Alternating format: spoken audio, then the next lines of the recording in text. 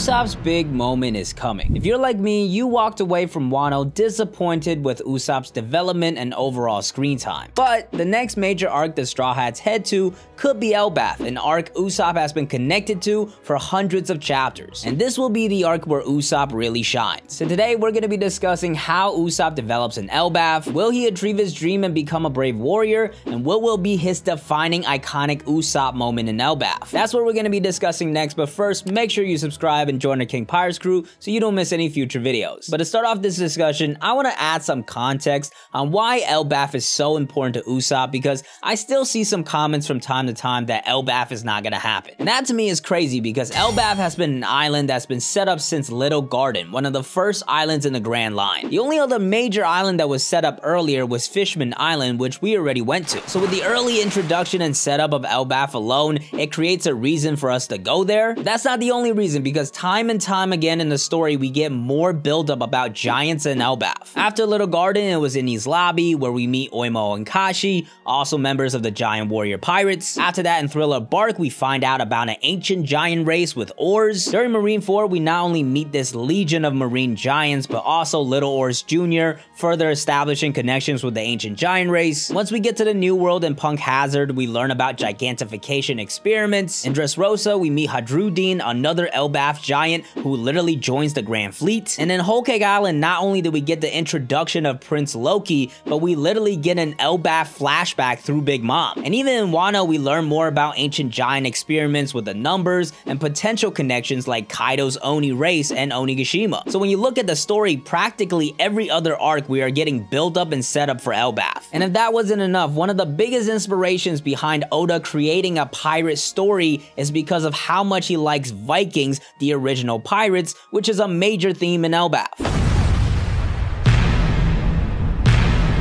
And I haven't even mentioned one of the biggest narrative reasons we have to go to Elbaf, which is Usopp. Because Usopp's role in Elbaf is the reason why I'm most excited for this arc. We'll definitely get a bunch of lore when we get to that island. It's a brand new island to explore. Maybe we'll even get Shanks. But as a Straw Hat stan, the number one thing I care about the most is Straw Hat screen time and development. And Elbaf is absolutely going to give Usopp a lot of screen time and development. Now at the same time, I will put out a disclaimer. I don't want to overhype this too much and build unrealistic expectations, because I kind of did that to myself to an extent with Zoro and Wano, although Oda did repeatedly tease and connect plot lines to Zoro that just did not pay off. But that was enough for me to learn my lesson, so I'm going into Elbaf with the minimum expectations for Usopp, but even the minimum expectation should be Usopp gets a decent amount of screen time and development. Because when we get introduced to Elbaf in Little Garden, Usopp's connection to that island is strongly established. As we meet Dory and Broggy and learn about their story and the warrior culture of Elbaf, the person that is completely drawn to this story and is enamored with it is Usopp, and it seems like in that moment he realizes his dream, because it's really after this moment of seeing Dory and Broggy and what type of people they are that he has a physical image of what he wants to be, so much so that he makes a proclamation multiple times that he will go to Elbaf. So right off the bat with the introduction of Elbaf, there's a very strong established connection with Usopp, and it gets reinforced later on in Enies Lobby when he meets Oimo and Kashi, because Usopp was the person that actually spent time with them and talked to them and led them to go against the Marines. And at the end of Enies Lobby, they even offer to take him to Elbaf, but of course he declines to keep traveling with the Straw Hats. So overall, the connection between Usopp and Elbaf is very clear and it's very strong. And most importantly, when it comes to developing Usopp's character, Elbaf has strong ties to his dream. And that gets us to the topic of Usopp's dream, which might be the most complex dream within all of the Straw Hats, because for pretty much all the other Straw Hats, all of their dreams and goals are a destination goal, something they can achieve when they just do it. Obviously, they each still have their unique reasoning for it, but the path to reaching their dreams are pretty straightforward. Usopp's dream, on the other hand, there's really no clear path, because his dream is only achieved when he believes in himself. And that's part of what makes Usopp such a great character and a fan favorite. He's a representation of a normal person. He's the character that's actually realistic and people can relate with, which is why the wins that he gets in a story are so much more satisfying. When it comes to Usopp, things are pretty realistic. He doesn't get crazy power up, he faces a lot of struggles externally and internally.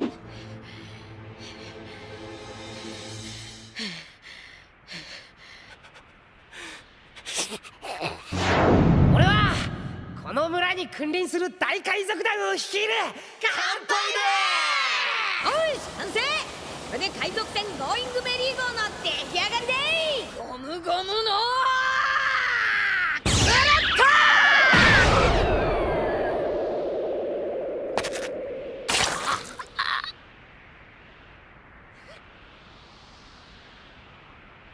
And that's why Usopp's dream is so important, because his dream is his character arc. It's what his character development is really focused towards. It's not his growth in strength, but his growth in confidence. Because from the outside, most people already probably think Usopp is a brave warrior. If his dream was only about getting acceptance from other people, he would have already achieved it. Because even though he gets scared easily, even after getting stronger after the time skip, in all the moments where things really mattered, Usopp always steps up and delivers. And this is true from the moment we meet him, when we meet this goofy looking boy who cried wolf scaredy cat that we eventually learn more about and understand, like how he lies all the time because of a childhood trauma, and how he grew up without any parental guidance, and also how his lies reflect an insecurity within himself that he's too weak. The more we see of Usopp, the more we start to understand him. And in Syrup Village, we also see the moment that identifies Usopp, where despite being scared, he still gets back up and fights. From that moment alone, we knew who Usopp was. He was weak, he has insecurities, he gets scared easily, but he was brave. And this is something he continues to prove throughout the story, where time and time again, he faces life-threatening situations, but he just fights through them. But the saddest part about this is that Usopp still does not recognize that he is brave and has not accepted that. And this is why Usopp's dream has the biggest potential in terms of character development. It was a dream created by his inner insecurities that he had growing up all alone, while at the same time chasing after this legendary father figure that is literally one of the strongest pirates in the world. You see, when the Straw Hats all declared their dream as they entered the Grand Line, Usopp didn't feel like he knew this, and it felt like he just kinda said it to say something. But when Little Garden happened and Usopp saw Dory and Broggy and what type of people they were, that was when he really realized his dream and had a clear image of what he wanted to be. Now ultimately, when he goes to Elbaf, he might realize that it's also not what he wants to be, but I do think because of this connection with Elbaf, it will be the arc where he showcases greatness in his own way and gets massive development towards his character arc. And that gets us to the discussion of Usopp's big moment in Elbaf, and from this point on, it kind of becomes fun speculation. Most of what I said so far has been analysis, kind of backing up why we need development for Usopp in Elbaf. As far as what's actually going to happen in Elbaf, we have no real way to actually know. So this discussion is not meant to create expectation, and it's not even theories that I'm talking about. Just think of them as different what-if scenarios that could happen. To start things off, one idea I've been pushing recently is this emotional roller coaster for Usopp, because given the lack of development Usopp got in Wano, I thought it presented an opportunity for Usopp to go through a character arc like he did in Water 7, where essentially coming out of Wano, he's feeling kind of down about himself because he didn't do much, and then he goes through his character progression in Elbaf, coming out on top. Because as I said earlier, I was really disappointed with what we saw from Usopp in Wano. I think he's really down bad. Like, sure, he served his role and took out Bao Huang and fired off the Kibi Dongos, but when you look at every other Straw Hat, Usopp is really lacking because all of them either defeated an opponent or really showed some promise. Obviously, the Monster Trio all got stronger and defeated their opponents. The adults as well took care of business. Brook didn't get a 1v1 fight, but he still took out a lot of fodder and took out a number, and he's definitely proved his worth in the last two arcs and really showed that he's capable. Then you had Chopper, who despite not fighting an opponent, still had this major moment where he slapped up Queen. So that not only showed his power and courage, but he also had a power up with this new Rumple Ball that Caesar created. And even with Nami, the only other person that was really outmatched like Usopp,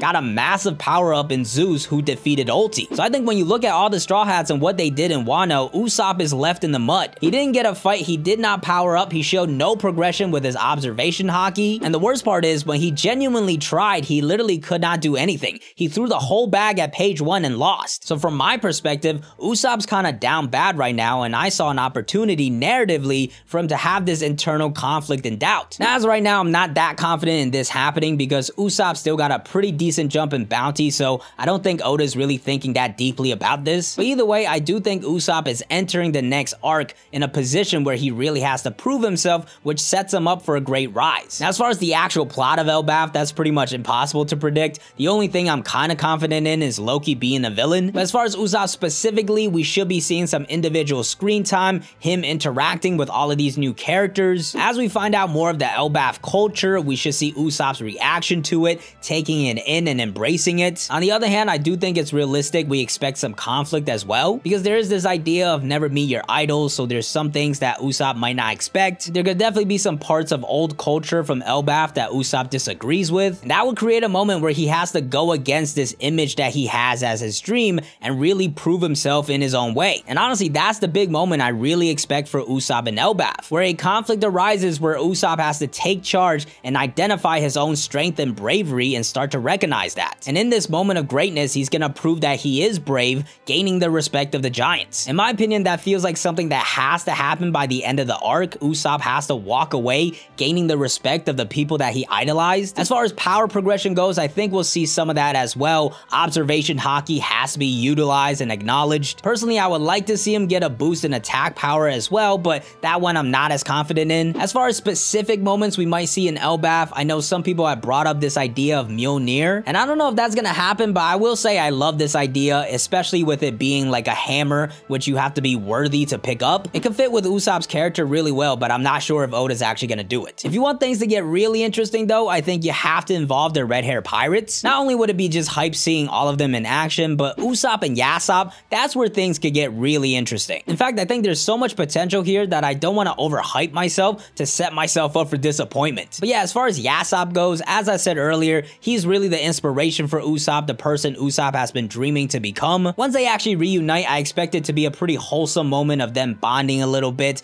Yasopp teaching Usopp some stuff. At the same time, there's some potential for conflict as well. We can go back to the idea of never meet your idols, and there could also be some resentment from Usopp because frankly, Yasopp is a deadbeat dad. Obviously, in the end, I expect their conflict to get resolved with explanations and perspective. Speaking of perspective though, there's also the Yasopp point of view in which he doesn't really know his son. If you think about it, the only perception he has of Usopp so far is all the stories that he's seen in all the bounty posters. And if he's going off of that and also the fact that Usopp is his son, he's probably gonna think that Usopp is a monster. And obviously Usopp is gonna want to live up to that image and do what he does best, which is lie. And that would also just work so well narratively because lying is Usopp's self-defense for his insecurities. But obviously he can't put up this front forever, and eventually he's gonna have to show himself and why he's great as well. And once again, it just goes back to the same idea of Usopp having a great moment where he earns the respect of others. Honestly, the more I talk about Yasopp and Usopp, the more I start to think it makes sense that the red hair pirates have to be involved in Elbaf. But one thing is for certain, when Elbaf happens, Usopp will get his big moment. That's gonna do it for this video. If you made it this far, you probably had a good time, so please drop a like for the YouTube algorithm. And let's play a game of rock, paper, scissors. If you lose, you have to like, subscribe, and watch the next video. Rock, paper, scissors, shoot!